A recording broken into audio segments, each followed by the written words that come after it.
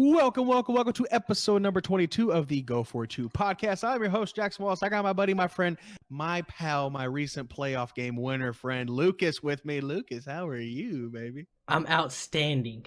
Oh, Outstanding.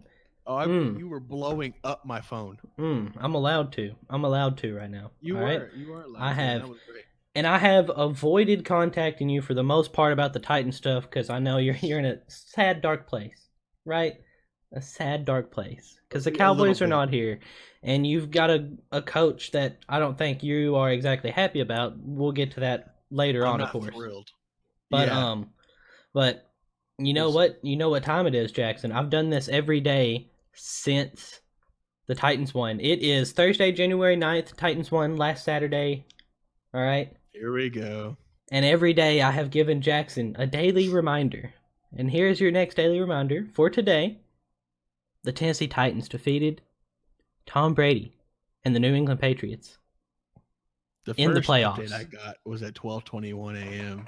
I roll over and I look at my phone and I'm like, no, this man just did not. And I went back to sleep. Yeah, daily reminder. All right, I had to get that one in early because he needed to know. I mean, fair is fair. You got the playoff win, and you got the playoff win in Foxborough. Yep. Doesn't matter how you did. Over Bill Belichick. Yep. You got the dub. Pick six to end the game. 100% more playoff wins than we had this year. So as soon as we're not going to talk about this today, but as soon as Tom Brady's last throw of this year was a pick six, I knew that man was not going to go out like that. We all know Tom Brady's coming back. All right, so anyone 100%. Yeah, anyone that wanted us to talk about that, we're not going to waste our time on it. All right, because that's all the media has covered. That's it. No one has talked about anyone else. It's been nothing but Tom Brady and Lamar Jackson all week. Yeah, it's aggravating. Short and sweet, TLDR, too long didn't read. Brady's coming back. He's probably going to bring back Gronk or somebody. He's going to get a new weapon, right? Of course, he's going to re-sign with the Patriots because Robert Kraft loves him like a son. And, he's going to get a 1 to 2 year deal, and that'll be that. And he's going to come back with a vengeance, and we'll deal with that. He's either going to stay in New England and get weapons, or he's going to go somewhere with weapons. Boom, done. He's not retiring. One of the two. All right. So we need to get to our questions, Mr. Jackson. Yes, we do. Or comments. We had a couple from Mr. Casey. I'm going to pick out two of these real quick to read to you. First of all, Happy New Year to everybody. I know we said that at the last episode, but Happy New Year again. Speaking of the new year, Mr. Casey Crawford says 2020 will be great, boys. XFL fantasy fishing, NASCAR, and the 2020 NFL season with the Dallas Cowboys going to the Super Bowl, beating the Titans 35-7. LOL. Ha ha. He says, Happy New Year's, guys, on the podcast. Keep it up. Oh, and one last thing. If you're Jason Garrett and you think you're getting fired, clap your hands. Clap. So what do you think about that first comment, Lucas? So the XFL, that's cool. That should give us some more stuff to talk about. I know we're going to talk about that in the off season. We don't want to get into that now because, obviously there's we're in the middle of playoff football and all this coaching stuff. So, fantasy fishing, I did not know that was a thing, but that sounds awesome. I love fantasy football. Neither did I know there's fantasy NASCAR also. I have buddies that do that. I don't watch it because I think it's boring, but that's just me. Kind of like golf. I don't watch golf because I think it's boring. But same, and I'm not a big NASCAR guy. I didn't know fantasy fishing was a thing. That's awesome though. That's cool that they can do that. That is pretty cool, yeah. I am kind of somewhat looking forward to the XFL just because it'd be something else and something different. I heard the rules are a little bit different than the typical stuff, but we'll get into that after the season. We're into the postseason right now. Okay, his second comment, he says, okay, so just so you guys know, Casey is a huge Tom Brady fan, okay? And if you guys have been in the comments at all of any of our past videos, he's been just talking so much to Lucas, saying that the Titans were going to lose and they're not worth anything, and the Patriots are going to win. Anyway, so he has now given Lucas his reaction, and here it is, Lucas. He said, OMG, the Titans won. Well, Lucas, you were right. I'm still in shock. By the way, this was a week after it had happened. I'm still in shock. So many dropped balls. Brady did play well, but to be the man, you got to beat the man. Brady is the GOAT. He's like, Ryan Tannehill of all quarterbacks. He says, could it be the Titans back at the Super Bowl? I guess next week I'm rooting for the Titans and Tannehill. I'm not a Lamar Jackson fan. He and Cam or Vic, they never won anything. I'm so upset. Tannehill over Brady. Really? Your response, Mr. Lucas? Well, first off, you can't necessarily say Tannehill over Brady because Derrick Henry did run for 180 yards, but not because Tannehill also threw we had like 15 passing attempts, so it's not like we tried to get Tannehill to carry us. But Tannehill threw a touchdown pass, and he made some stuff happen that when he needed to happen. So like running game is working too. So yeah, and Tannehill definitely had a good game, and the running game was just wild. Like Derrick Henry was carrying these men. All right, carrying people. Just he was getting hit and going 3 more yards. But the honestly, we'll probably lose to the Ravens. If I'm being honest, but everything else I'm saying, if I'm thinking with my brain, we're probably going to lose. There's just too much that the Ravens do and stuff. But from now on, I will be speaking from my heart for the rest of the pod, and I want revenge. And I think the Titans are going to get their revenge this weekend. So we will get into that later. Yes, Lucas. Yes, I also believe he said something about a 2021 Cowboy Titans Super Bowl. Now the score he said was completely unrealistic because we all know the Titans would win. But if the Titans off of recent seasons, yes, I think so. If the Titans can keep their roster together and keep building, we definitely have some holes. That's why I said that, like, if I'm thinking in my brain, the Titans probably won't make it to the Super Bowl because I feel like we got some holes in some areas that I don't think a Super Bowl team can have. But you never know what's going to happen. But yeah, if we keep building on that, and if the Cowboys hired a competent coach, which I believe they did, then they will be good. We'll get that. I'm still not exactly sure how I feel about this coaching hire, Lucas. Yeah, so that's what we got to get into that. We got to get into that right now. So for those that don't know, Mike McCarthy has been named as the new head coach of the Dallas Cowboys. All right, Jason Garrett was let go. Mm-hmm. And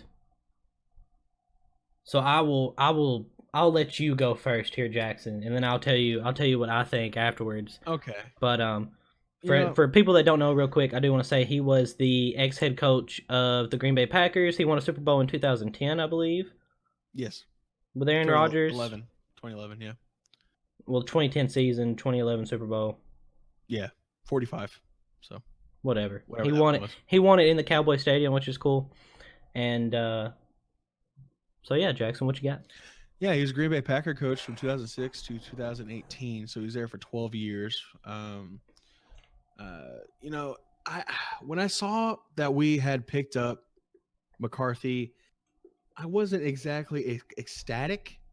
To me, this seems like a very safe hire. Like, it's kind of hard to go wrong with the McCarthy. It's not like you're reaching and going out there and like, okay, we're going to pick up the next Jimmy Johnson or the next Sean McVay or, or John Harbaugh or something like that. It's not like we're reaching for like one of these young and talented head coaching candidates that could be with us for a very long time. I felt like we played it safe and experienced to have an adult voice in the room, basically. When I think about this hire, I saw that the Cowboys were interviewing 2 coaches as of before they made their announcement. One of which was Marvin Lewis, and I immediately, as soon as I found out about this news, I added Lucas on Twitter. And I sent him a message. I said, I swear to God, if they hire Marvin Lewis, I'm going to freak out because Marvin Lewis hasn't done anything. He was in Cincinnati for a long time. Hello, Cat. Still better than Jason Garrett. Just saying. I'd rather take Garrett over Marvin Lewis. Nah. I'd rather take Garrett over Marvin Lewis because Marvin Lewis doesn't seem to be very. And don't get me wrong, Garrett's not very motivational or wasn't very motivational either, but Marvin Lewis just didn't, like, he was in Cincinnati for 14 years. I think he won 1 playoff game, and he just wasn't, like, the Bengals weren't ever really that exciting. They had 1 year in 2014 where they were somewhat decent. Other than that, they were kind of average. We didn't have people either. in his. Well, for a while they had T.J. Houshmandzadeh and Chad Johnson and Carson Palmer. That's something. Then they had Cedric Benson as well. They had something. They just couldn't put it all together. AJ Green at the height of his time. Anyway, but we're getting off topic. But McCarthy, I am viewing him as a long-term interim head coach. I think this is a placeholder coach until either Lincoln Riley matures a little bit more, or there's rumors going around that maybe they're grooming Jason Witten or trying to grab Romo. I don't know how true any of that is, or if Witten or Romo even have interest in it. I've just heard some stuff around the rumor mill about that. McCarthy's a safe bet. He's an experienced coach. He had Aaron Rodgers. They won several games. They won a Super Bowl in 2011, I believe, is the year it was. How is he going to do when he doesn't have one of the most prolific, pure, talented quarterback talents, ever? I'm not sure, because Aaron Rodgers bailed him out of a lot of situations. Overall, I'm not excited about it. I don't hate it. I'm not like, whoa, hey, we got Sean McVay or we got Sean Payton, let's go. But I don't hate it either. It's not a bad thing. It's definitely a step up from Coach Clapp. It's definitely a step up from Garrett. I feel like he's going to be more motivational. I feel like he's going to run a tighter ship than Jason Garrett. Well, look, I feel like you're disappointed. You so what did you want? What did I want? I wanted a new, young, talented coach that I feel like is going to be here for a long time, right? And now it's what I wanted was the next Sean Payton. Obviously, that's what everybody wants. When you're looking for a new coach, you want a great coach that's going to be there for forever. You want one of the greats. That's what everybody wants. What everybody gets is not necessarily what is. That's where did you want to get this from? I was thinking either like Urban Meyer or I thought about Lincoln Riley, but I don't want him yet. Not after he got 49 points scored on him in a half. Well, I don't think Urban Meyer would be there. He wouldn't be there long enough. I mean, he had health concerns, so I don't think he would be a long-term deal like you would want him to do. Some other college coach or some other coordinator from somewhere else, Josh McDaniels, I think could have been there for a while. I don't know, the next Kyle Shanahan, whoever it was. I just wanted somebody that I felt like is going to be there for a long time. Mike McCarthy feels like a placeholder. Feels like he's going to be here for 5 years, then he's gone. And he's signed a 5-year contract. 5 years is not a long time. Roster look completely different in 5 years. It will look completely different in 5 years, but that doesn't mean that he's going to that doesn't mean that's just a long time. It's a blip on the time scale. It's nothing. Mm-hmm. Right? This is the ninth Cowboys coach ever, right? We had Landry for forever. Garrett was there for 10 years, right? Like, coaches for the Cowboys typically stay for a long time. It's very rare that we change coaches. So my expectation, what I want is I don't want 10 years of mediocrity. I want 10 years of fruitfulness and greatness. That's what everybody wants. So Mike McCarthy just feels like oh, hey, yeah, he's available. Let's just grab him. It's a safe bet, and I'm not sure how I feel about that yet. So I don't feel like that, and the reason why is because Jerry came out and said that they were looking for a new head coach that had head coaching experience already. So they immediately ruled out all possibilities of a college coach or a offensive coordinator or a defensive coordinator or something, because they wanted someone that had been a leader of the team already. Which is not what I wanted. Right. But the reason they did that, number one, they could, like, he said that the stats just aren't good, which I would say that you can agree. Like, the stats are not good for coaches coming out of college. And, you say you want, like, the next Sean McVay, and I do. I want the next Sean great Payton, offensive mind. Like, you want all these guys, but that doesn't. I mean, how many of those guys are there? There's like four. There's like four. It's realistic, right? But I'm just saying.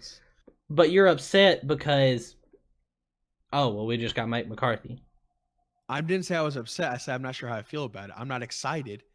I I'm think not you're like, disappointed. I'm not, oh, hey, we got McCarthy. I'm not pissed. I'm not mad. You're disappointed. I'm like, oh, yeah, I feel like it's an average pickup. Right. I That's what I like feel it. like. Now there have been cases in where a coach gets a second opportunity somewhere, i.e., an Andy Reid, Mm-hmm. who got chased out of Philadelphia. Everybody thought his career was over. He goes to KC. Oh boy, Mahomes falls into our lap, and he completely turns that program around. Now, Even before I Mahomes, could even Alex yeah, Smith and him, they were like doing better too. he's Yeah, an amazing but offensive mind. here's like, so we don't know, right? McCarthy could be the right guy at the right time to change things around. I will say I am pleased with his coaching staff hires, who he's brought back.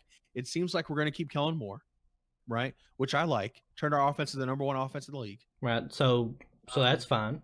Yeah, so that's fine. We picked up. I like this pick. We picked up Mike Nolan from the Saints, right? He was our linebackers coach, so we picked him up to be our defensive coordinator. Rod Marinelli, I felt like was doing an all right job with our defense. We did fine. We did okay, but I mean, McCarthy wants to bring in his guys. We did get this guy. I am excited about this. Our special teams has been absolutely worthless for the past 10 years. I mean, worthless, like nothing. We have nothing to show for it. Like no top 10 statistics in any category. And we got John Fassel. So he is the former was just the special teams coach for the Rams. And so he was under McVay for a little bit. And the Rams special teams, I felt like did a fairly good job. So, I'm excited about that. Some of the position coaches, hopefully they keep John Kitna. It seems like he's done a good job with Prescott. So we're rebuilding the coaching staff. I'll put it this way. I'm excited for a new change in direction. I'm excited for a new philosophy when it comes to how we handle and conduct ourselves. Like a change, I wanted a change overall, and a change has been made, and that's what we got, and I'm happy about that. But I am not. What I wanted was to be excited about our head coach. So I'm not excited. I'm just okay. Cool, we got McCarthy. Now, hopefully, he changes my mind and blows us all out of the water, and I'm like, woohoo, McCarthy, and I'm Yeah. happy. I think you should be excited. Yeah. You've been Average. Your team has been decent. You've been average within the NFL under Jason Garrett, right? You missed out on some stuff, but your team has been average. Yeah. So automatically, by going from Jason Garrett to Mike McCarthy, just by adding some competence to your team, you should be above average now. You should be in competition for the playoffs, which you have been. But here's the thing, Lucas. This is what I'm getting tired of. I'm 26 years old. The last time the Cowboys did anything, I was 3. I couldn't comprehend what a football was. So that's we've had multiple changes in coaches, and we've gone from I was 1 the last time, or like 2 or 3 the last time the Titans did anything, bro. Yeah, well, I mean, yeah, well, they're doing stuff right now. 22 now. So it's like here's my overall point: is we went from greatness in coaching to average again to now it's like, okay, it's been 23 years. Can we do something, please, other than have more than 2 playoff wins? And where are we? We're grabbing an average guy. Is he better than Garrett? Yes. Is he better than Wade Phillips?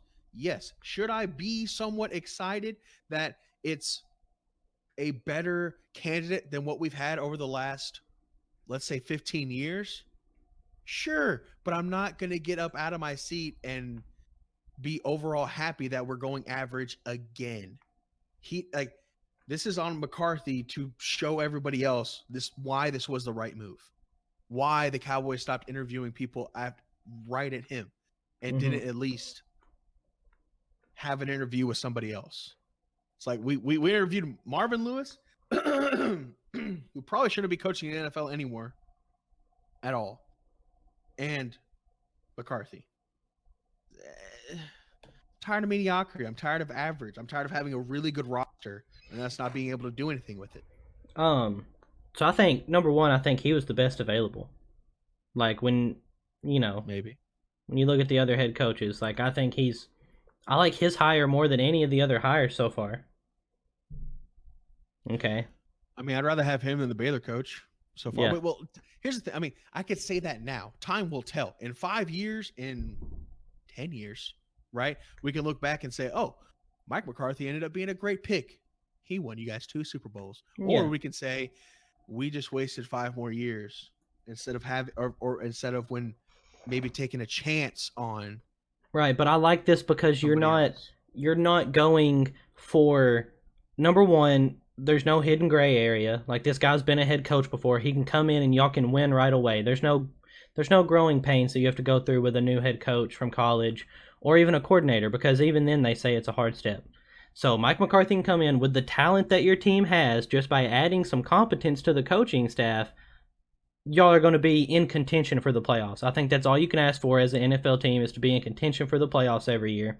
This guy, this whole year that he was off, basically assembled a little coaching staff. I don't know if you have seen the videos. There's some stuff I've seen that I've liked. So he's been working on himself. He's kept up with the NFL all year, and he's won a Super Bowl. He has, and in time, maybe he will earn my joy and my happiness and my respect. He has my respect as being an NFL head coach before, but it's been 23 years, Lucas. I need to see something first. I know why Stephen A. Smith. I know why he hates Cowboys fans. That's it right there. That's what? It. You're just like, I expect a Super Bowl every year. Here's what I expect. No, like, you should expect to be in contention for the playoffs. Exactly. You were one game off. We were 8-8. One game off being in the playoffs. That's not good enough. One game off being in the playoffs. You didn't make it because you lost one game to the Eagles. It came down to a game. You had a chance to make it. If you don't expect greatness and you keep living with mediocrity, guess what? That's all you're going to get. You're a fan. Your opinion means nothing, bro. Then why is anybody listening?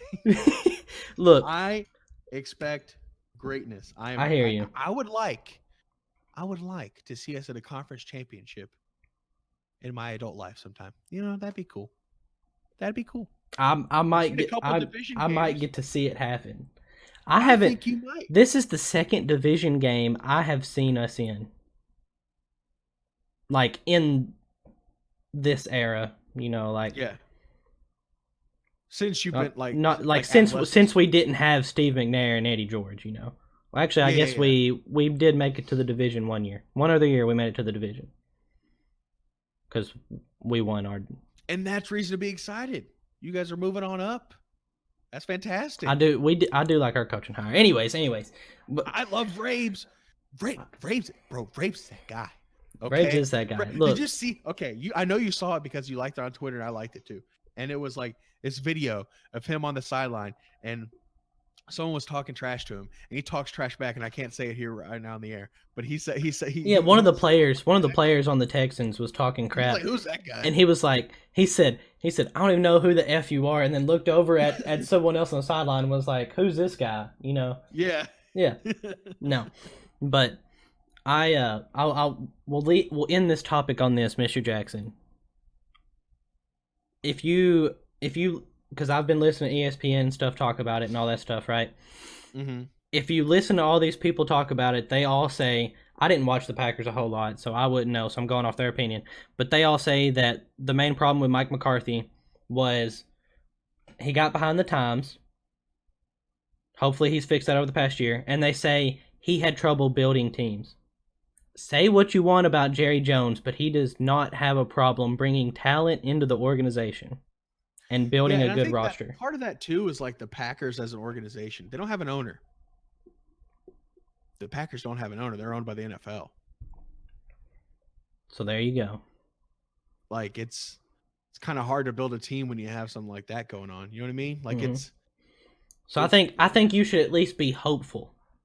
I am hopeful, and I've seen some good videos, and I've seen some good talks, and it's a safe bet, and that's nice, and that's great. But I'm just saying... I don't know. I'm impatient right now, Lucas. I'm very impatient. Well, imagine Jerry Jones. That's why you got this coach, just because Jerry Jones is impatient. He didn't want I'm ready the to risk 10-year it for the biscuit. You know what I'm saying? Yeah, well, Jerry didn't want the 10-year build to get a head coach that's awesome or whatever. He wanted, No, and it we need makes a guy that can sense. come in and win right now and put us in It makes contention. sense, and that's fine. I just don't want. I guess what I'm saying is I don't want us to be like, hey, let's go for the safe bet, and we have a 5-year contract, and it feels like at the end of 5 years, we wasted time where we could have been grooming someone greater, and then be in a better position. You know what I'm saying? Like picking up Sean McVay 5 years ago would have been like one of the best moves ever. Because I feel like in 5 years after, like, and there's no guarantee you get a McVay, and there's no guarantee you get a Sean But Payton. listen. I'm with you. I'm just saying I don't want this to be a situation to where we went for the safe bet, it didn't play off, but we could have been grooming somebody else to be even better and then be in a much better position in 5 years. Your offensive coordinator led one of the best offenses this year, correct? So maybe that's the move. Let's say eventually you promote from within. I'm so happy and Jerry loves to do that. I'm so happy they're keeping him. I am so there hasn't been a final word on this, by the way, as of this time recording. He was deciding between the Cowboys and like University of Washington offensive coordinator job or something. Yeah. Him kind of taking a step back, but all reports have been indicating that he's going to stay. Yeah. Adam Schefter said he's definitely expected to stay. We got to move on from this, Jackson. We've been on this for like 30 minutes. It's been built up for a little bit, Lucas. Okay, anyways, look.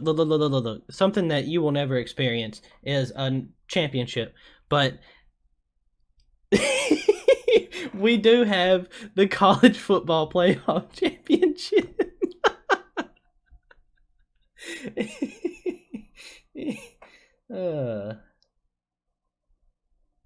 Well, this is sad, Jackson. For those listening, Jackson right now is writing. He has a whiteboard behind him. It says "No more Coach Clapp." It says hashtag Tighten Up, and then it says hashtag I Hate Lucas, which is reasonable for what I just said. Anyways, we gotta talk about the college natty. All right. Let's talk about the college national championship, man. All right. So, number one, we're gonna do picks later, but I'm assuming we both think LSU's gonna win.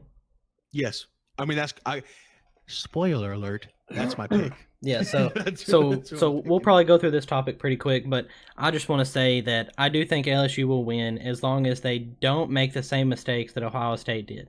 Number one being you have to score touchdowns when you get into the red zone, because if you don't and you let that defense adjust to what you're doing and you let that defense gain momentum, they will start stopping you.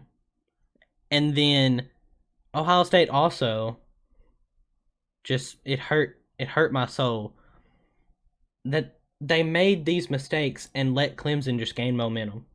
And like you could feel it. Like you knew when Clemson took over the game. Even though they were losing, like they took over the game. You could you could physically feel the change in the tide. Cuz like at first it felt like Ohio State was just destroying what LSU them. Can't do is they can't let Clemson hang around. You can't get behind the 8-ball. You have to go.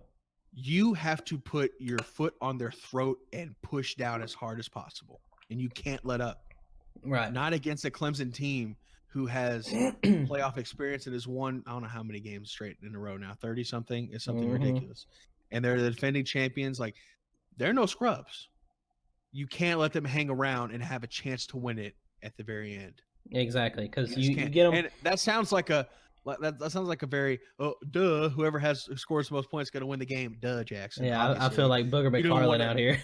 Yeah, but like what Lucas is saying, I'm agreeing with this, is if you have an opportunity, you have to put points on the board, right? And I feel like Joe Burrow and the LSU team is more explosive than Ohio State was. And I feel like they're going to have more chances to put more points on the board quickly. Because of Joe Burrow. I think their offensive line is underestimated also, and the halfback for LSU is awesome. That guy is great. Their wide receivers are amazing, and Joe Burrow, of course, is amazing. And I think the secondary of their defense is underrated. So I think you keep Trevor Lawrence contained. Don't allow the big plays, which it's college football, so of course there's going to be big plays, but keep it to a minimum. Mm-hmm. Then I think LSU wins, because I don't see Clemson be able to keep up with that scoring onslaught. Excuse me. No, Clemson wants to keep this 30 points and under.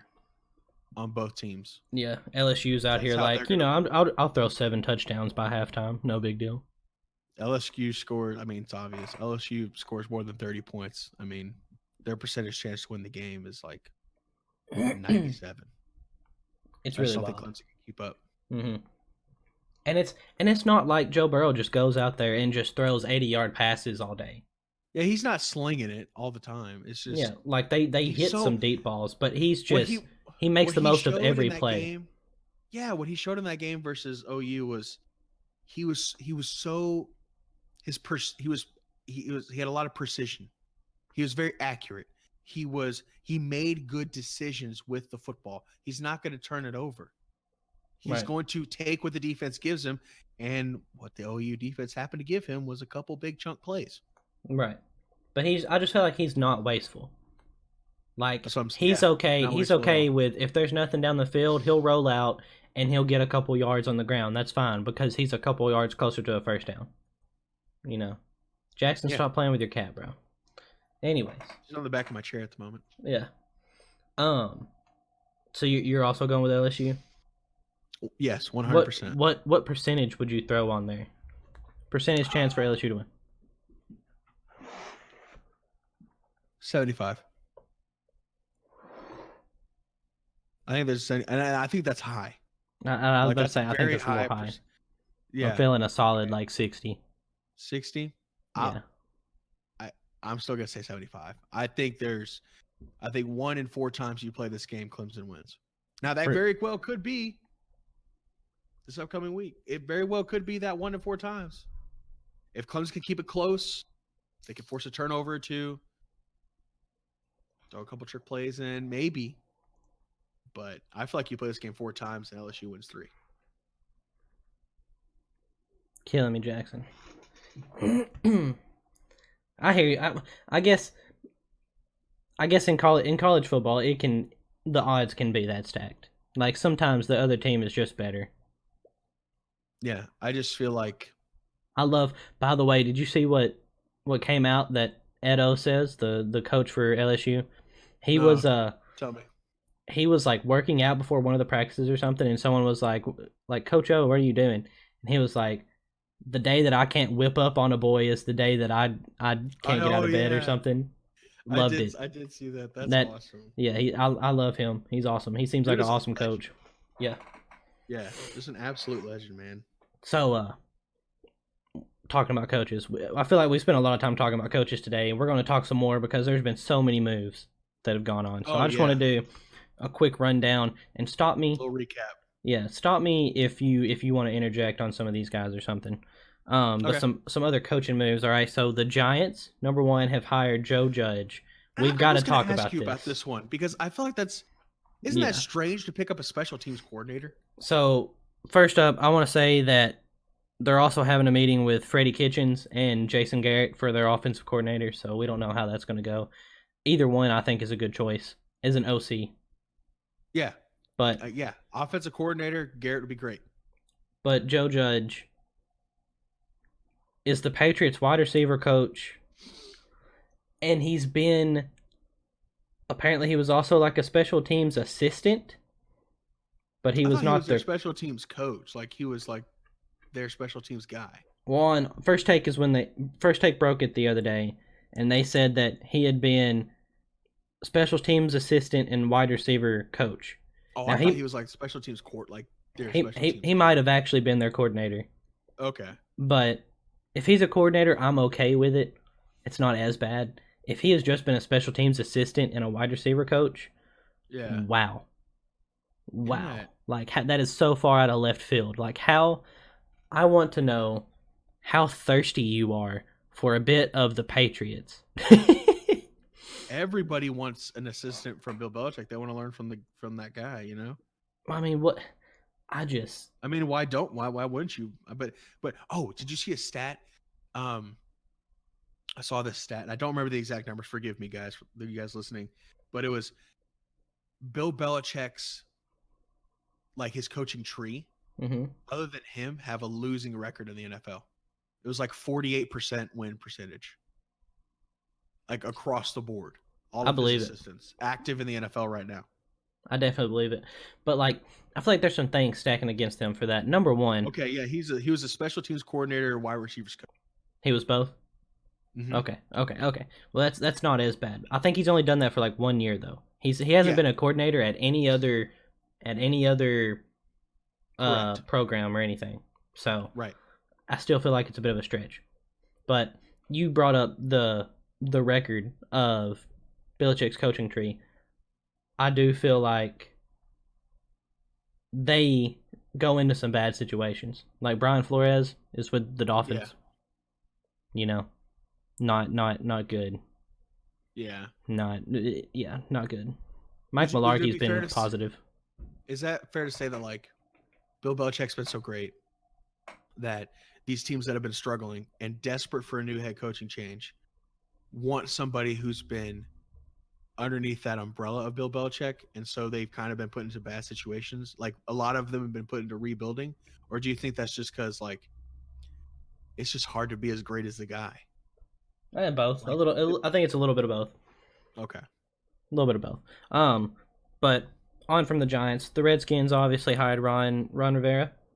Excellent. That's a solid pick. Solid. You know, I said earlier that I like the Mike Mularkey thing. Not Mike Mularkey, excuse me. Mike McCarthy. Mike McCarthy. I like the Mike McCarthy pick better. I had a lapse there. Ron Rivera is definitely the best hire. I don't like that he's with the Redskins. I think the Redskins are a bad organization. Dude, the NFC East just got a whole lot harder. I love it. I think it did. I love it. You know, they said something on First Take the other day. I believe it was Stephen A. Smith. I don't think it was Max. Said that. Yes, said that it's either like the Giants, Redskins, Cowboys, and Eagles are all good, or they're all bad. Yes, bro. I think in some of the division championships we've won, like 1 year we had to be 12-4. 1 year we had to be 13-3. Like, but this year you could have got by on 8-8. Mm-hmm. Awesome. I love it. 9-7. Like we're all like, that's what we missed out. We missed out on such a the Carolina Panthers hired Matt Rule from Baylor on like a $60 million contract or something. I seen that other owners $6 million contract with incentives for 70 if like certain playoff wins and accolades. So I've seen that other owners are actually upset about that because he just drove the price up of head coaches with that. So yeah, and from college too. Now don't get me wrong, he turned Temple around, right? Well, he was getting more than that from and apparently he called the Giants after he got his offer from the Panthers. Called the Giants and was like, "Hey, here's what they're offering me. Do you guys y'all want to send up some more money?" And they were like, "No, thank you." And he was like, "Okay." Yeah. So that's crazy. Yeah, and then they had to pay another $6 million, I believe the number was, to get him away from Baylor, to buy him out from there. So that's wild. The Baylor they have in Waco, right? So that's where Baylor is located. They have a bridge that you go across. It's like kind of like a memorial bridge, and it's usually lit up green, for the Baylor Bears, but they lit it up blue because he got hired by the Panthers coach. Oh, that's cool. By the Panthers. That's a cool thing. So some other moves by coaches. Mike Mularkey, old head coach for the Titans. He was the tight ends coach with the Falcons. He's been a coach all over the place. This guy's been in the NFL for forever. He retired today. All right. The Eagles are firing their offensive coordinator. All right, Mike Groh, Groh. I believe that's how you say that. That's a fair fire, I think. They've been having a lot of struggles. Yeah, they had some problems with that. As you said earlier, Kellen Moore is expected to stay. Blah blah blah. The Browns are the only team left looking for a new head coach, I believe. Yeah, so they're in a unique situation to where because everyone's available. Now they can take their time and have their pick of the litter. Right. And they can bring in as many interviews as they want. Yep. And so what they're wanting to do is they're wanting to have a deal done by Saturday. What were we about to say? Who do you think is going to take that spot? Well, I'm about to name off some people and then we'll pick. Okay. So they have already interviewed Eric Bieniemy, Greg Roman, Robert Saleh, and the Bills' offensive coordinator Brian DeBoer. All right. And then they are set to interview the Eagles offensive coordinator Jim Schwartz, the Vikings offensive coordinator Kevin Stefanski. I'm assuming they can't do anything with him until after the. Yeah, it's weird. So like they have to, because they're still in season, they have to ask for permission from the Vikings to. Oh, okay. Well, interview. I guess they interviewed him anyways, even though they have a game. Yeah. Apparently that was supposed to happen today. The Vikings one though. But there for a second I was like, whoa, that doesn't make sense. But yeah. So anyways, they interviewed today, according to Adam Schefter. And then the Patriots offense coordinator Josh McDaniels. So I feel like that's going to be the guy. I feel like it's going to be Josh. So do you think now is a good time for him to leave? Because he has turned down other job spots to stay with the Patriots. He's been waiting for Belichick to hand it up and him to be given the reins for the Patriots. He was a head coach in Denver for a long time. He had Tim Tebow, right? And then I think after Elway took over the team, and then they got Brian Tebow. He was there for a year or two. Won to get in the wild card game against Pittsburgh in 2010, I think, or 2009. And awesome. One play, boom, touchdown, Tim Tebow. Yeah, since then, he's been with New England, and I believe it was a couple years ago, wasn't it 3 or 4 years ago, where he was a very sought after candidate. Maybe they came back. Maybe it was 3 years ago, and they came back in the epic comeback in the Super Bowl against the Falcons, and the Patriots convinced him to stay. 2 years ago, he accepted the job with the Colts and then left it. Yeah, and then turned around and turned it down, and went right back. Yeah, but do you think it's time for him to leave though? That was the question. Like, do you think he should take this job? The Patriots like to plan. They like to plan things in ahead, right? They knew Brady was starting to get older. They drafted Jimmy G. All right, Jimmy G was on his way out. And before that, they're like, okay, well, let's have another quarterback anyway. They stole Brissett in the draft again, right? So they had Brissett and they had Jimmy G. Belichick wanted to bring in Jimmy G over Tom Brady because he felt like Brady was getting up there. Brady goes over Belichick's head to Robert Kraft, sends Jimmy G packing to San Francisco, right? They have Jacoby Brissett, which they ended up making that trade with the Colts. But they like to plan ahead, right? They think, Tom Brady's getting older, so they draft Ryan Mallett. They drafted Brissett. They drafted Jimmy G. They like to have plans in place just in case something doesn't go right or a successor. They don't want Bill Belichick to surprise them and say, hey, by the way, I'm retiring this year. Go look for a head coach. They want to groom. They like to promote from within. So, right? For the third time. Should he jump ship? Should he jump ship and take the Browns job if it's offered to him, or should he stick with the Patriots? I almost can't answer that because that is highly dependent on if he thinks, and if Bill Belichick has shared that Bill Belichick's going to be done anytime soon. Even then, I think you go to the Browns. Or has Bill Belichick said he's going to be done soon, and that's what got him to come back 2 years ago, thinking he was going to get the Patriots job. And so he decided to stay, but now it looks like Belichick's going to stay for a while. I think then you go to the Browns. A lot of it has to do with like internal politics with the New England Patriots. Well, look. Tell me why he should stay. Why would the head coaching job be? Why would it look better for the Patriots than it would look to go to the Browns? I think I'm not saying. Well, one, it's the Browns. Okay, if it was almost any other team, with Baker Mayfield, Odell, Jarvis Landry, Myles Garrett, who are a completely dysfunctional team with that head coach. Is Josh McDaniels a really good disciplinarian? Is he going to be a guy that's going to be able to ride the troops team? I don't know if he believes in himself. I'd much rather be with the Patriots and with Robert Kraft and with, not that whatever. With 80-year-old Tom Brady and and no weapons on the offense. With an organization and a bunch of old studs on the Patriots. A lot of great history. I would much rather be with the Patriots. In a lot easier of a division too. It just depends. Like, I don't know why he would accept the Indianapolis Colts job and then turn it down and go right back to being OC. So do you think he has to have some favor with the ownership? I think a Super Bowl is why he came back, because he won one last year. Yeah, because he could win Super Bowls too. So it's like, I don't know, man. It has to be what he values more. Maybe he's tired of waiting, right? And he's interviewing, and he's like, dude, I'm just ready to be a head coach again. I think the Browns job is more appealing. I don't think any other job that he has been offered and interviewed for is as appealing as this one. Because Baker Mayfield, we can say what you want about him. He didn't play that great this year, but he's an above average talent.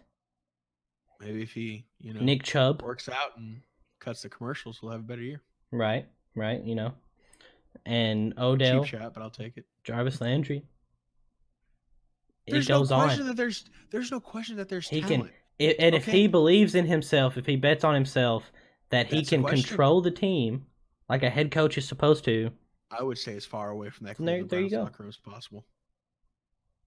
I would stay as far away from that as possible, dude. I think there's a lot there to work with, though. There's a lot there to work with. There's a lot of potential, but there's a lot of things that can go wrong. I think Baker Mayfield's in over his head. I think he thinks he's better than he really is. He really needs a coach that can really rally him and bring him back down to earth.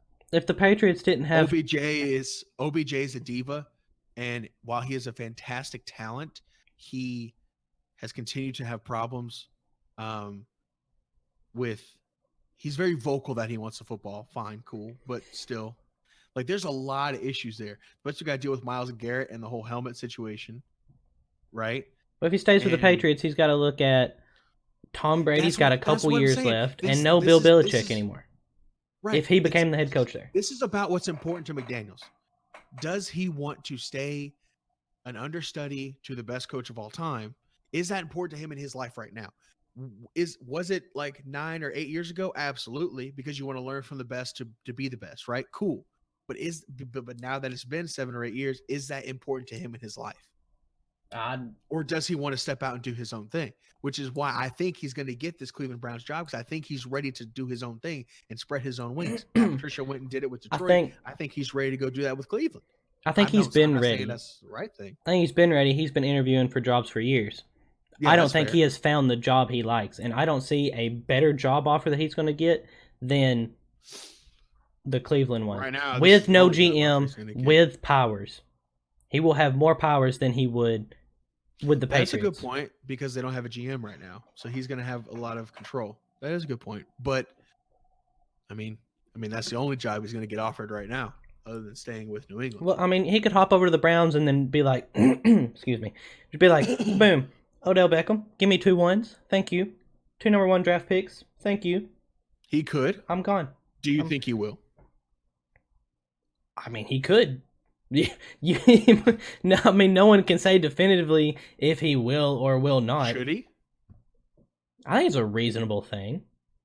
But I also think that if he walks in and you don't feel bad about the locker room, if you think you can work with that, then you got to keep him just because of how good he is.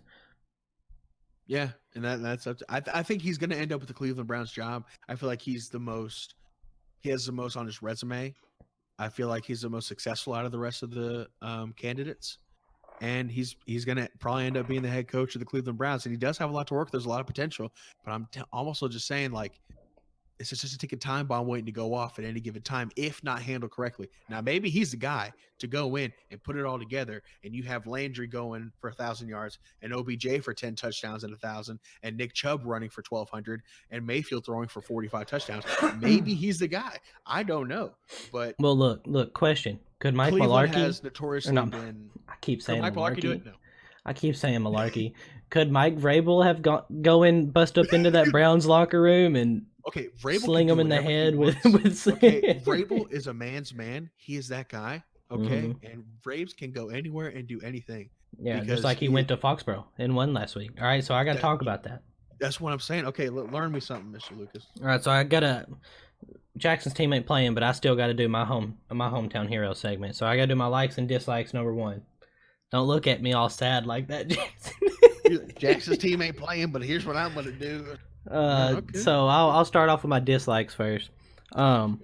Number 1, the Tannehill turnovers. Did you get to watch the game, Jackson? No, I already know you didn't, nerd. No, I didn't, because Sling doesn't have CBS. I'm really thinking I tell him TV. I told him to try like all these other different things. You can do a free trial of CBS All Access. He has a Dish Network sign in that I gave him. He's got all kinds of stuff. Dish Network sign didn't work. Yeah, whatever. He doesn't know what he's saying. I don't, and I don't want to use CBS All Access yet because in case conference championship, I'd rather watch that too. Anyways, so the Tannehill turnovers. Tannehill was getting tackled. I don't know if he was trying to throw the ball out or if he was really trying to take a shot down the field, but he threw it to Corey Davis double covered, and it was way short, and it got picked off. Thank God the defense saved us at the 50. And then he also fumbled the ball at New England's 35, which was so heartbreaking. Once again, the defense saved us. The defense played out of their mind the second half, didn't allow a point, got a pick 6 at the end of the game. Beautiful stuff. But yeah, the Tannehill turnovers, if that happens this week against the Ravens, we will lose. Number 2 thing I didn't like, we dropped 2 interceptions. We also got one, but we dropped 2. Very first play of the game, Tom Brady gets hit as he's throwing the ball, and our lineman is this close from intercepting on the very first play of the game. I know that you're a lineman, you're a defensive tackle, you're not made for this, you're not built for this interception game, but that you got to do something. He was so close. Honestly, he probably didn't have time to get to it, but he was that far.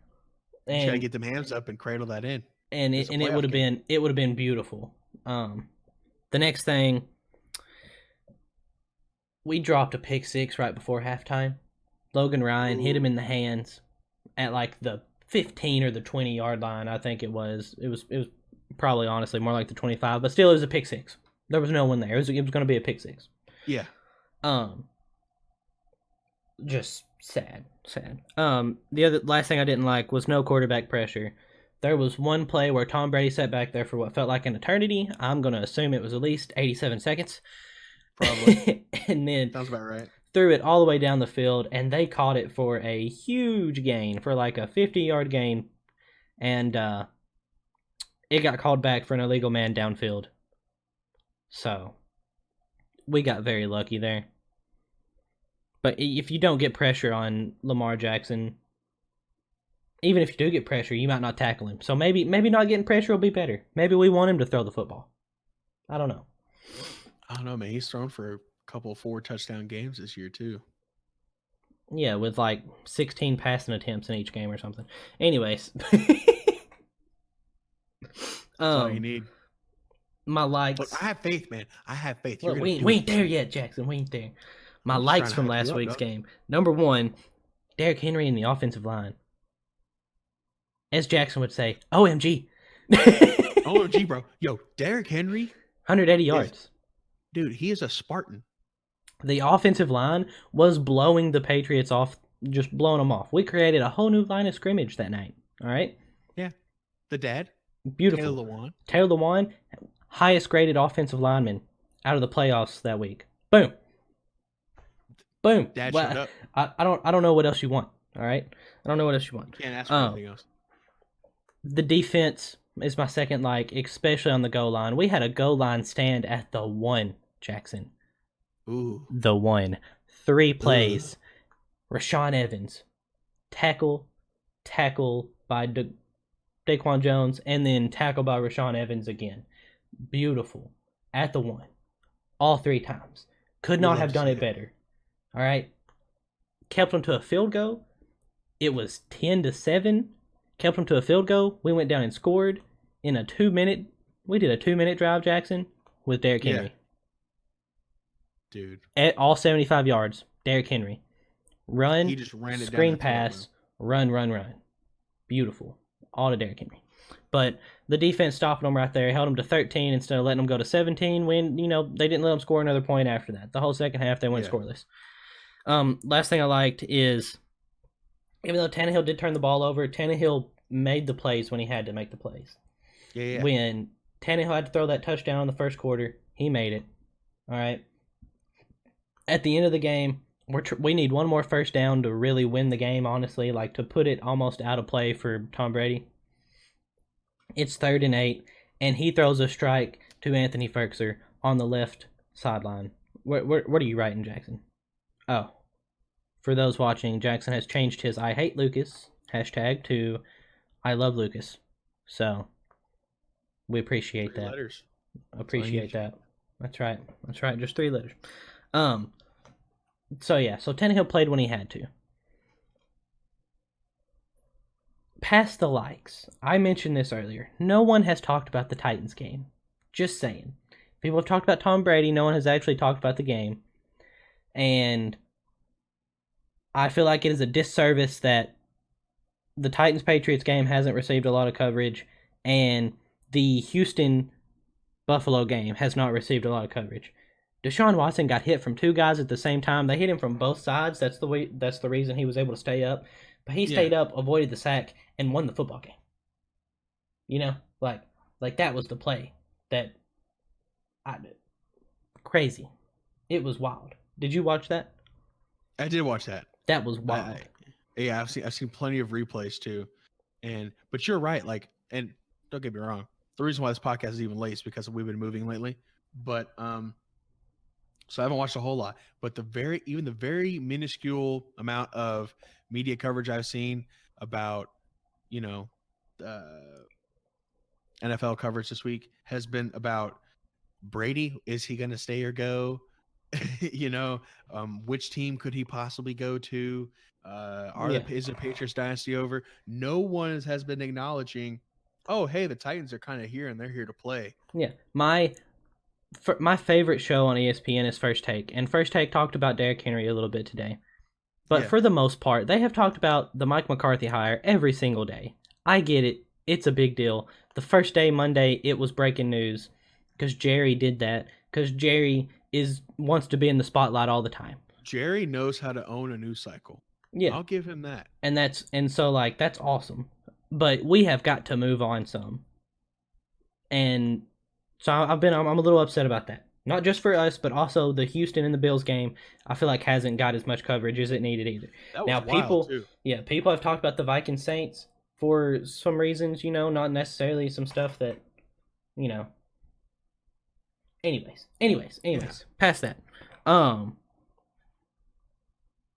sorry.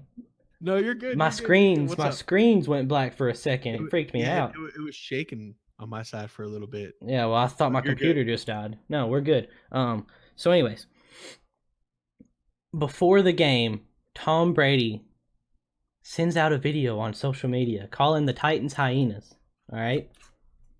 After the game, after we won, you hear Mike Vrabel and the players walking in to the locker room, and I believe Mike Vrabel was like, they wanted hyenas, they got effing hyenas, all right? So it is clear, and I believe this 100%, that the Titans love to be the underdog. They feed off of that, and they love it. They love bulletin board material, right? Every football team does, honestly. But the Titans really right in the first door you walk into the locker room, and you get everyone amped up and excited. Like, this is what they're calling you. This, what are you going to do about it? And we won, and all the players said something about hyenas. All of them. They were like, the hyenas are here, blah blah blah, all that stuff. So I want to talk about a little smack talking's been down. All right, Earl Thomas said that it looked like the Patriots just didn't want to tackle Derrick Henry, and that they would be able to tackle him. Number one, that's not that bad, but Derrick Henry knows that. Yeah. And then he also said, I don't think Ryan Tannehill passing on us would go that good. I saw that. I think that also upsets the team. Little things like that. Just watch A.J. Brown go for 215 and 3 TDs. I feel like it's not gonna happen, but watch him do it.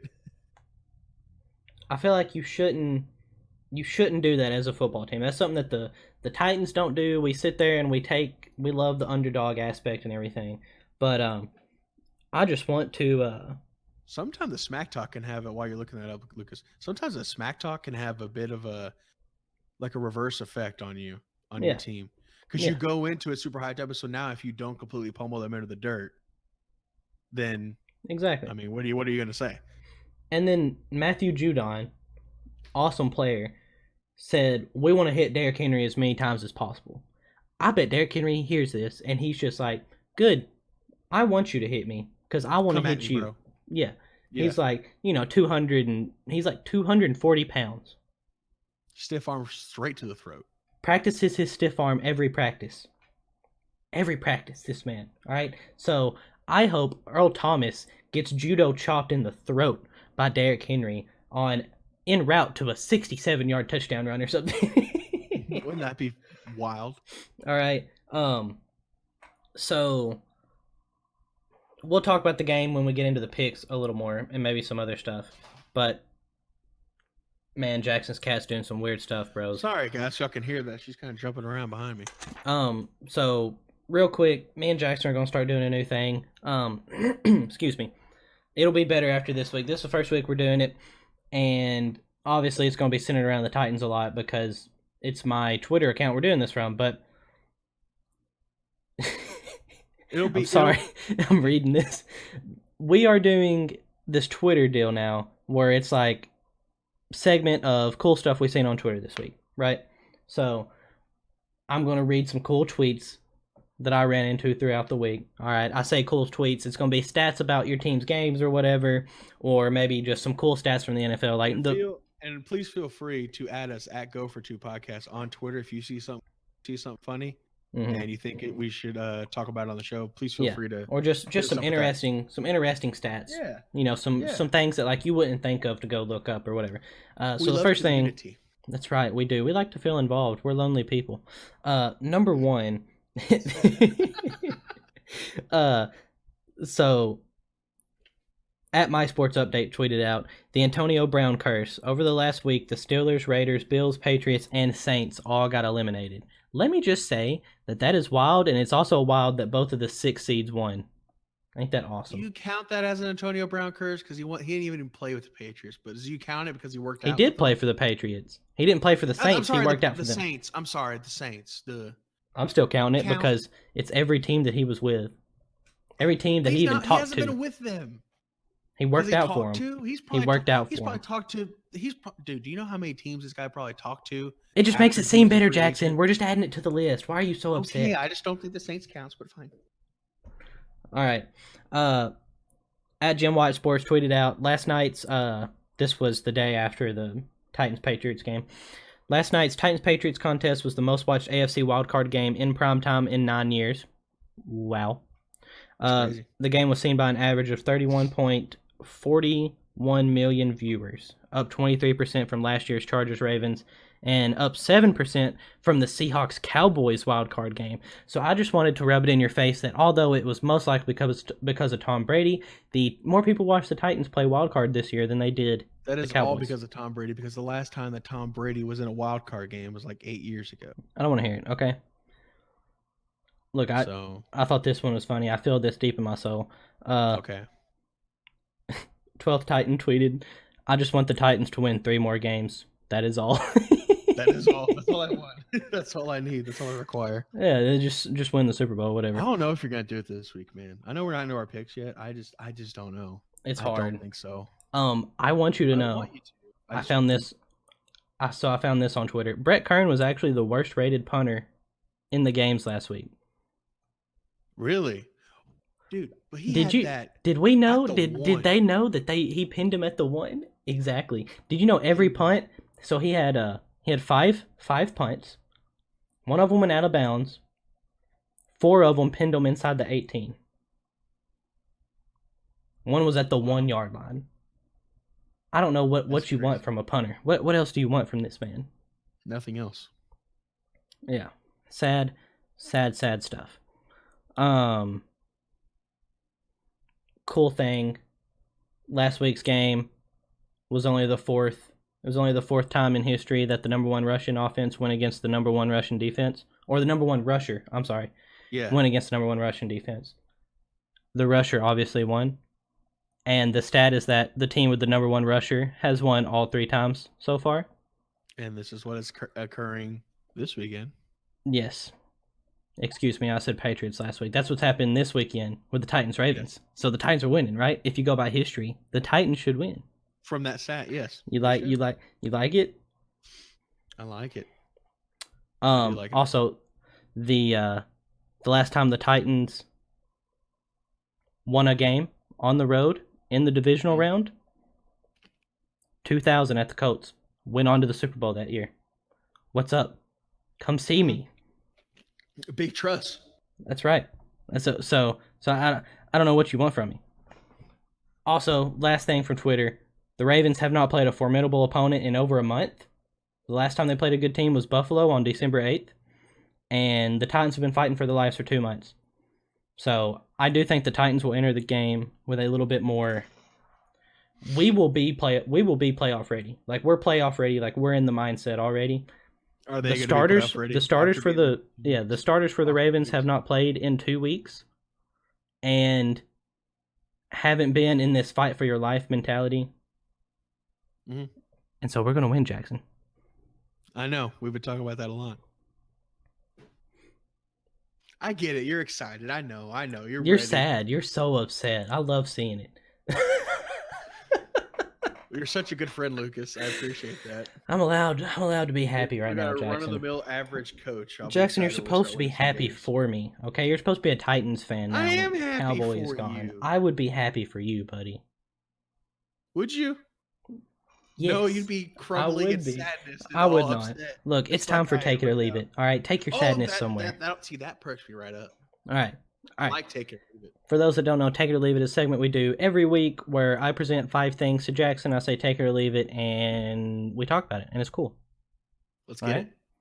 I'm excited for what you have for me this week. Take it or leave it. Did you see the Vikings game? The Vikings-Saints game? I sure did. So you've seen plenty of replays. So you obviously know about the pass interference call that was not called against Kyle Rudolph. Yeah, so take it or leave it. That was a pass interference call. I don't know, man. Should have been. It should have been called. Right. What you got? There was a push off. You saw the arm fully extend. And here's actually I'm going to say yes. And here's my reason why. I counted over the course of the entire year watching the Cowboys games. There was 4 occasions where Amari Cooper was called twice in one game for that same offensive pass interference call because of the full arm extension. And it cost us first downs. And on one case, it cost us a touchdown. And if they're going to make Amari Cooper give up touchdowns because of a full arm push off extension, then they better make Kyle Rudolph give up a touchdown. See, Cowboy fan coming out of you, Jackson. Your emotions just factor into everything. Just him 4 times, twice in one game. Well, you know what? I think that Kyle Rudolph and the defender were getting a little handy, and I think it's fine. Shouldn't have been called. They reviewed it, and it wasn't called, and they won. Yeah, ultimately, here's the thing. It's playoff football. It's going to get a little extra physical down there, and it's no big, and it's fine. So at the end of the day, whatever. But as a Cowboy fan, I'm pissed. No, well, I'm leaving it. It shouldn't have been called. And you know what? As far as I'm concerned, Sean Payton and Drew Brees and the rest of the Saints should have already won the game. Shouldn't have gone into overtime. It should not have gone into overtime. You're right. So my next thing, take it or leave it. Is it fair to say that Carson Wentz is not durable? That's fair. Now, that's fair. I want to bring into question the concussion. And he goes down. Yeah. First of all, that was targeting by Jadeveon Clowney.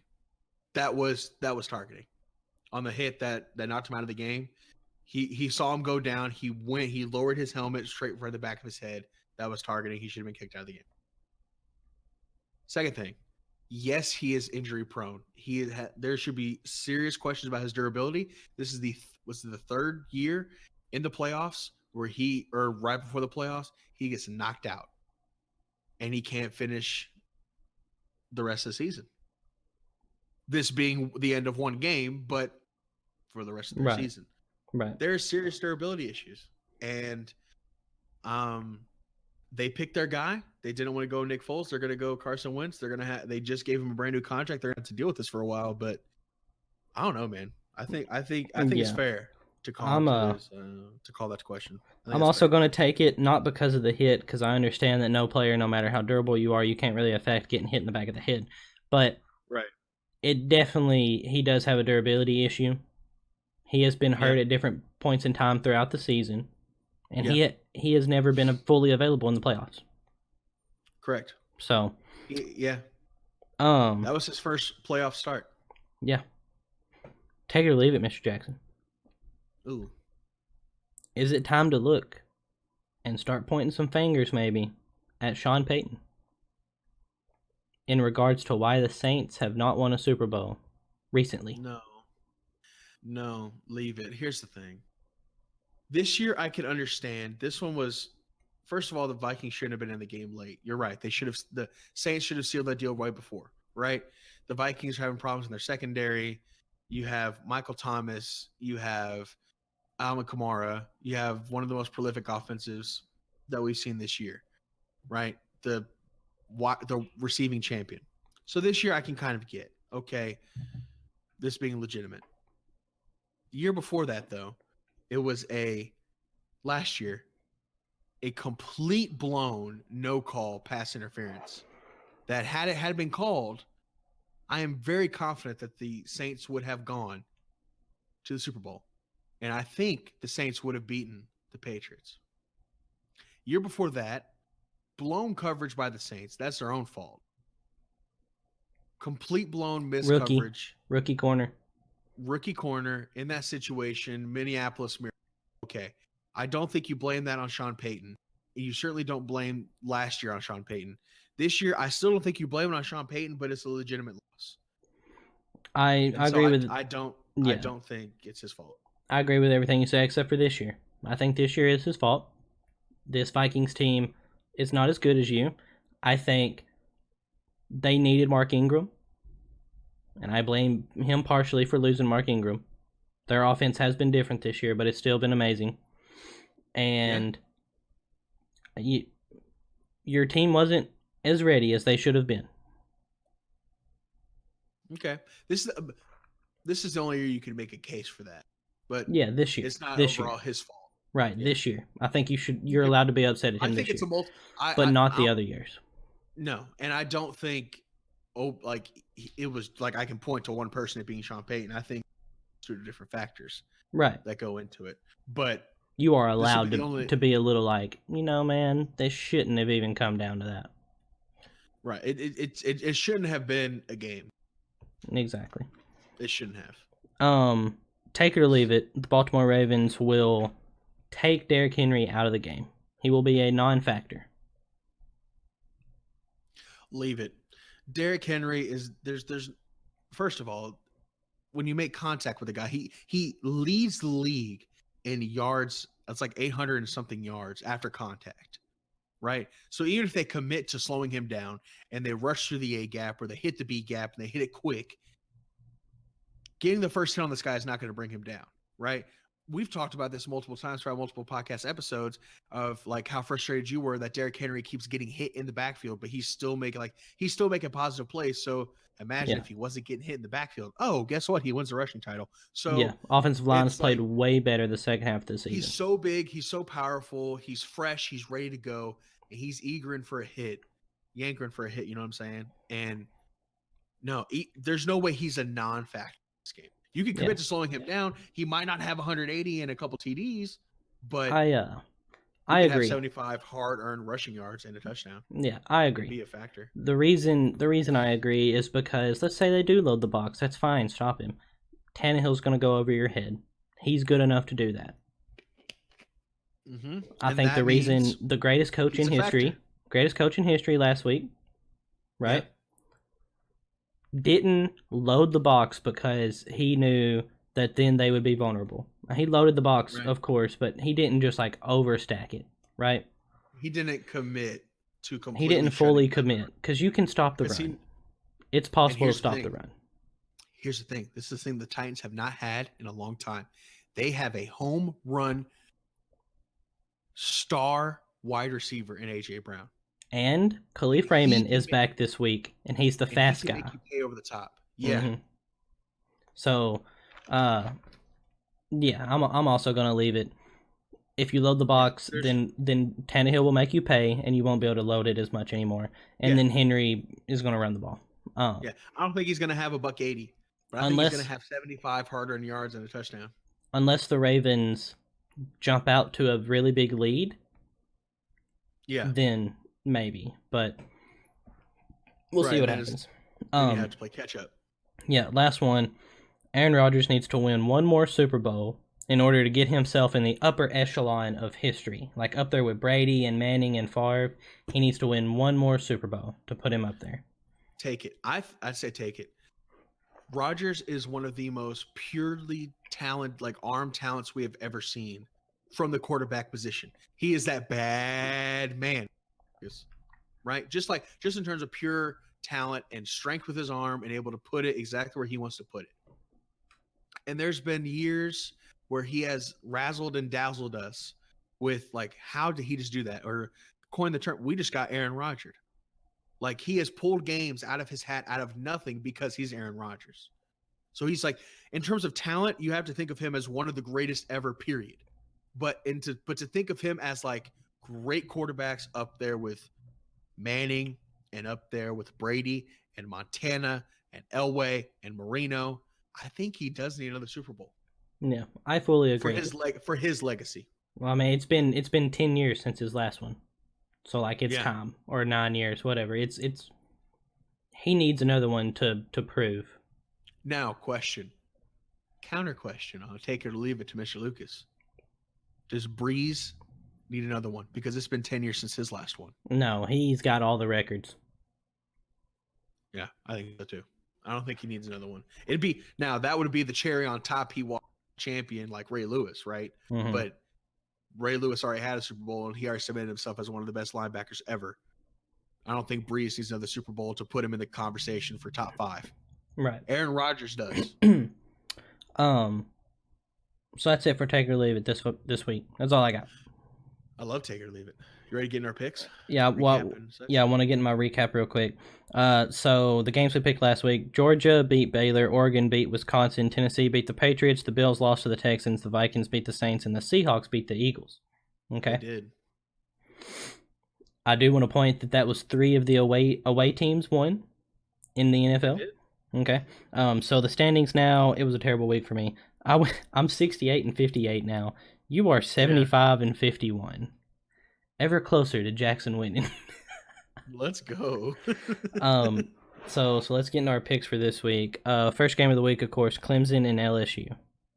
I'm taking LSU. No surprise. I think we both agree on that one. Yeah, we both. I already got mine written down. It's not saying that Clemson can't win that game, but as I said before, I think LSU just has too much. Yeah, I'm definitely gonna surprise you with my picks this week. Titans at the Ravens. Look, man.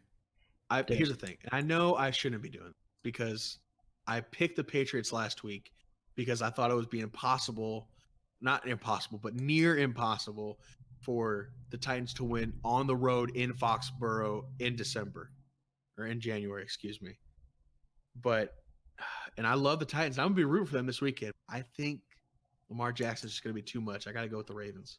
So I'm obviously going with the Titans, but I do want to say the Ravens' chance is higher. And the reasons, there's too many things they can do with the ball on offense and defense. They've got so many playmakers on both sides of the ball, and their offense is just, because of Lamar Jackson, it is just wild, right? I'd put it at 65% chance they win.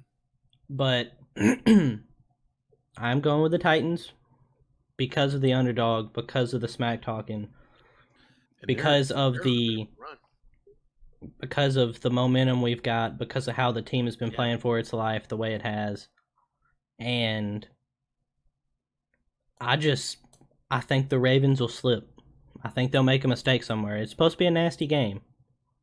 Just like last week's game was. It's supposed to be nasty. So I think a fumble, interception, something's going to happen. Now, I will say, Lucas, if you can get Lamar Jackson, because he's been off the field for 2 weeks, right? Sometimes that's a blessing. You get rested up, you get refreshed, your legs are ready to go. Excuse me. Sometimes that's a curse. You get rusty, it takes you a bit to get going again, right? If Lamar Jackson comes out and makes an early mistake, like you said, fumble, interception, pick 6, something like that, is it going to get in this young quarterback's head, like to where, let's say the Titans jump out 14-0? Does he have the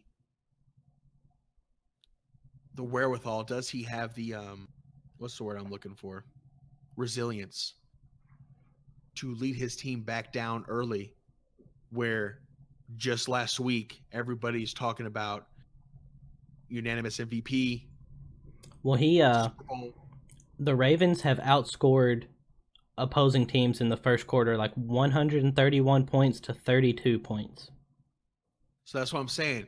What if I could see a scenario to where they come out rusty, you make them pay for it, you go up 14-0, and all of a sudden the inexperience level of Lamar Jackson starts to come into play.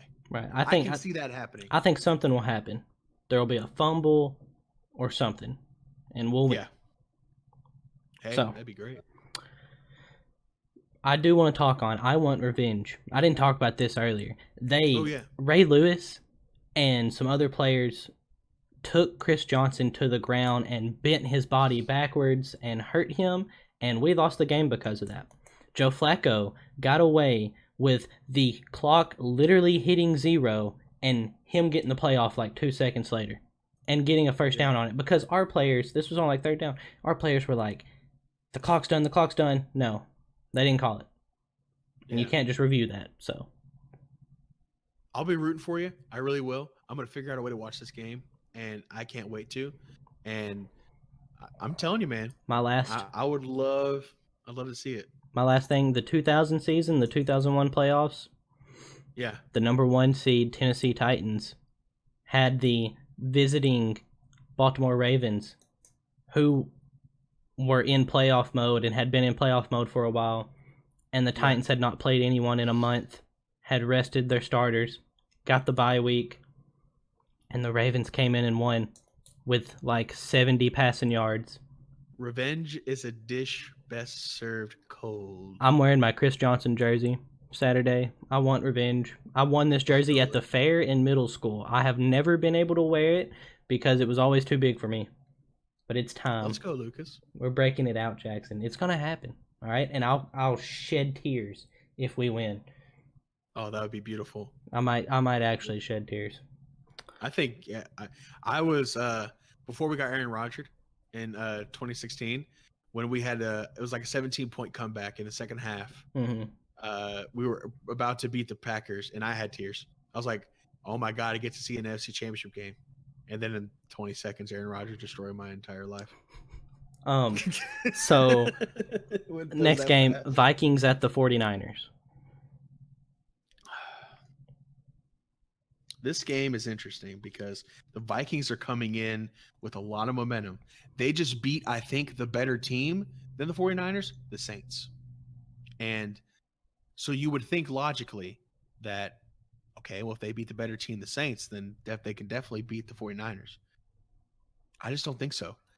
For whatever reason, that the Saints felt off, like they just weren't clicking, and that they weren't gelling for whatever reason. They weren't a high power should have been. I am picking the San Francisco 49ers. I am picking the Vikings. All right. Both of the 6 seeds are going to come in, and we're going to stun the 1 seeds. Shock the nation. Did you see Kirk Cousins? Yeah, he's like, I got 3 words for you. You like that? You like that? Yeah. Yes. That was awesome. Yeah, that was cool. That was fun. I liked Shock it on the nation. Twitter. Shock the nation. All right, it's going to happen. Both the 6 seeds are going to win. All right, it's going to happen. Vikings. Hey, more power to you. I like Kirk Cousins. I like the Vikings better than I liked the Saints. So I'm kind of glad they won, even though I picked the Saints to win the Super Bowl. I disagree. I'm glad that they won. I wish he would have won this year. Oh, well. So, anyways, next game, the Texans, who are a 4 seed, at the Chiefs, who are a 2 seed. Here's the thing. Bills went up 16-0 on them, and they really should have won that game. Josh Allen made a lot of dumb plays and put him in bad spots. The Texans, I think, even we were talking about this during the game. They made a weird call when they went for it on 4th and 1, when they could have taken the 3 points to go up by a full score, and they didn't. And that stupid. Ultimately, they were fine because they ended up winning the game. But I thought at the time that was a mistake that they were going to lose from it. He should get fired for that. Yeah, and so I just don't think the Texans have enough. I'm picking Mahomes.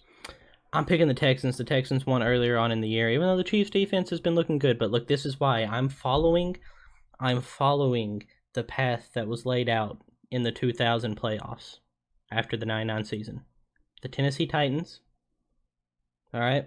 He's holding his hands We played like an evil scientist. The Tennessee Titans went, and they weren't supposed to beat the Indianapolis Colts in Peyton Manning's second year, and they were one of the most prolific offenses in the league, and they looked amazing, and they got the bye, but the Titans went in and won.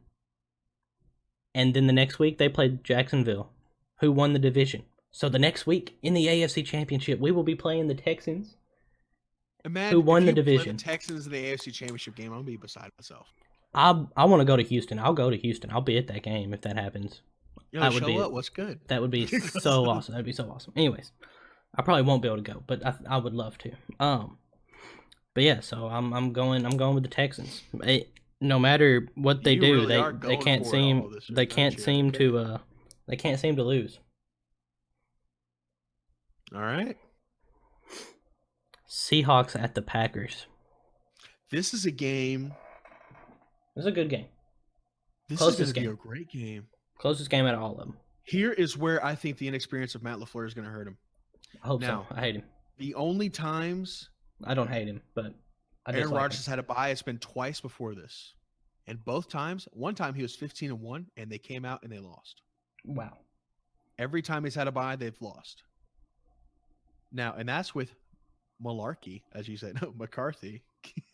hey, have a bye and you lose. You're just supporting my cause, man. Here's the thing. I think, regardless of the bye, I think the inexperience of LaFleur is going to come into effect here. I think Pete Carroll's going to have a better game plan. I think the Seahawks play incredibly well on the road. I believe in Russell Wilson. I think what they got going on in the red zone with beast mode is for real. Especially at this moment late in the season. He's fresh. He's ready to go. He's back in the groove now. And I'm picking the Seahawks. I'm also going with the Seahawks. I'm picking the Seahawks. Pretty much for all the same stuff. I mean, I think the Seahawks are a better team. I love the idea of Marshawn Lynch getting another shot at the Super Bowl. I love that idea too. And this purely comes down to coaching. Because I feel like, they're very comparable quarterbacks. Russell Wilson and Rodgers, right? They're very comparable, especially on offenses. I feel like, the Packers can be kind of high-flying at times, but sometimes they're inconsistent. The Seahawks, to me, are a more consistent team. That comes down to coaching. And so that's where I'm going. So, with my pick. I picked every away team. You picked one away team. I did. Pick the Seahawks. I don't blame you, but... Wait. Yeah, because I picked the 49ers, yeah. Yeah, you picked the Ravens, 49ers, and Chiefs all home. I picked 2 6 seeds, a 4 seed, and a 5 seed. Tell you what, Lucas, you're going to get it. Man, I'm so excited. So excited for the games this weekend. I'm really nervous about the Titans. I'm really scared that we're just going to get blown out of the water. I don't think that's going to be the case because I think you raised an interesting point. I feel like it's going to take about at least half a quarter to a quarter for the Ravens to come back, get acclimated again. I think that's your opening because if they can come out slow and you can punch them in the mouth enough to create an early turnover and get some easy points off that, that's going to shake things up. But if they come out white hot, dude, if they come out white hot like I think they might, I don't know, man. That's someone has to make a play. All right. On defense, someone has to make a play. On offense, we're gonna have to make plays all day. I was thinking Kevin Byard. I would love for a Kevin Byard interception or a fumble that he would cause. He's the leader. Or if Simmons rookie comes up and just busts through the line and punches Lamar Jackson in the chest and that ball comes out. Yeah. Ooh. It's gonna be interesting. Apparently, the Titans have been practicing fumble drills. Yeah. We've been doing fumble drills all week. We haven't been focusing on interceptions as much as we have fumbles. Makes sense. It does make sense. They're running a lot and running the ball a lot more. And Mariota's been filling in as Lamar Jackson. He has been. So I will say that we at least have a slight advantage there compared to other teams that have faced them. Jayon Brown is out. I'm assuming we're going to play another safety. Probably. Probably. Or we'll just drop like Kenny Vaccaro down, and we'll tell Kevin Byard like, "You do you, dog. All the overtop is you." Yeah. Which is scary. Adoree Jackson is playing though, so. Anyways, that's it. We're in for some very interesting games, guys. Thank you so much for listening to episode 22 of the Go for Two podcast. We thank you so much. We're ready for a new year, ready for a great 2020 with you guys. I am done moving. I'm in my new spot, so we're back to a much normal schedule from here on out. Thank you so much for your patience. We're uploading this one pretty late, but hope we'll get it out to you guys very, very soon. Please be sure to leave us some comments down in that comment section below. Leave us some questions and send us some cool things that you find on Twitter at Go for Two Podcast. Or if you have a question, feel free to leave one. You can find us where all podcasts can be heard: Spotify, Apple Podcasts, Google Podcasts, and more, as well as on YouTube at youtube.com/Go for Two Podcast. But that's all I got for you today. Lucas, what about you, bud? That's it, man. You know, I'm wishing luck to all you fans out there that are cheering on your teams that are not the 1s and 2 seeds and even the 3s. Basically, I'm cheering for all the teams that I picked. If you're a fan of those teams, I hope you have a beautiful day Saturday and Sunday. Same, guys. Thank you so much for listening and watching. We love you. Bye. Love you. Bye.